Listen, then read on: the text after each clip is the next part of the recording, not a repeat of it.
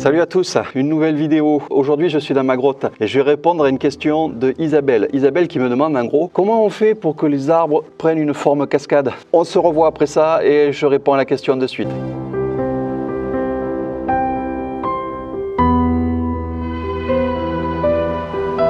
Ce qui serait peut-être bien, c'est déjà de redéfinir qu'est-ce que c'est une forme cascade. Regarde ce petit figuier qui est coincé dans la roche. Tu vois, le système racinaire est dans cette petite faille là et tu as ton figuier qui coule tout seul sur la roche. Donc sur cet aplomb rocheux, tu as plusieurs arbres qui font ça. Il y en a un quand même qui est carrément suspendu. Alors attends, je vais essayer de m'approcher pour te montrer ça. Regarde. Le lierre là, il est carrément accroché en l'air juste par une racine qui le tient. Regarde un autre exemple d'arbres qui partent en cascade. Là, tu as un petit figuier et puis tu as un lierre qui le fait aussi. Pour un lierre, c'est plus facile une forme comme ça. Allez, on rentre dans la grotte et je t'explique.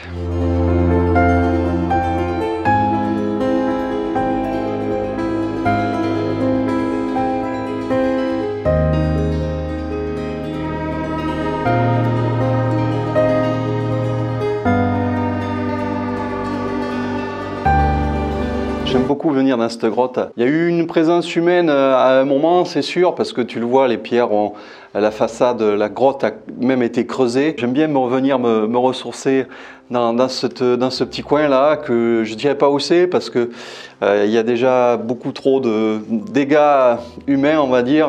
Voilà, il y a des feux qui ont été faits, il y a des noms qui ont été écrits sur la grotte. Bon, c'est un peu dommage, mais c'est pas grave.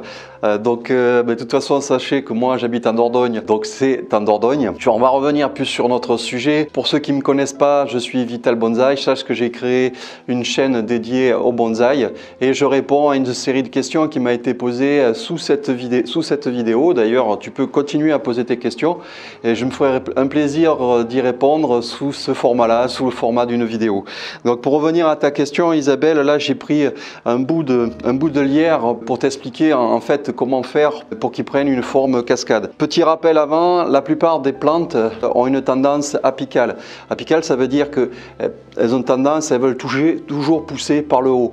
A contrario, comme je vous l'avais dit dans la vidéo sur les azalées, elles, c'est plutôt une tendance basale, c'est-à-dire ça a plutôt tendance à faire des rejets à la base plutôt que de toujours vouloir pousser.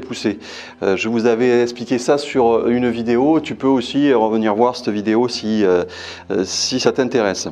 Donc là, pour l'exemple, en fait, j'ai pris ce petit lierre. Quand tu vas avoir un jeune plant, tu vas avoir à peu près ce diamètre-là. Si tu veux faire un format cascade, alors il y a deux formats en cascade. Tu as le format semi-cascade et tu as le format cascade. La différence, en fait, donc là, on va dire par exemple que ma main, c'est le pot.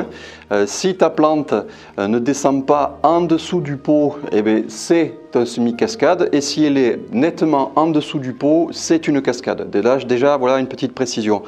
Mais après, c'est pas compliqué, c'est comme toutes les autres mises en forme. Il faut que tu mettes du fil et il faut que tu la fasses descendre comme ça. Et c'est que par le fil que tu arriveras à la maintenir. Les haubans, peut-être que je vous ferai une vidéo un jour comment faire des mises en forme à haubans.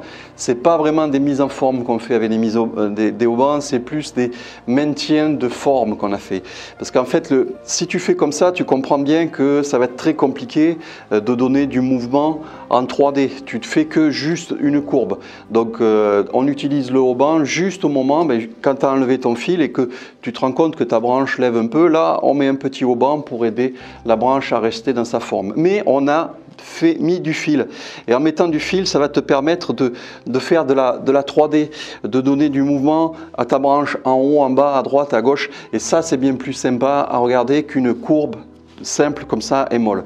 Donc voilà, pour répondre rapidement à ta question, Isabelle, il va falloir ligaturer et il va falloir donner le mouvement à la branche. J'espère que cette vidéo vous a plu. N'hésitez pas à poser vos questions sous la vidéo dédiée à ça. Je te bise et je te dis à la prochaine vidéo. Ciao.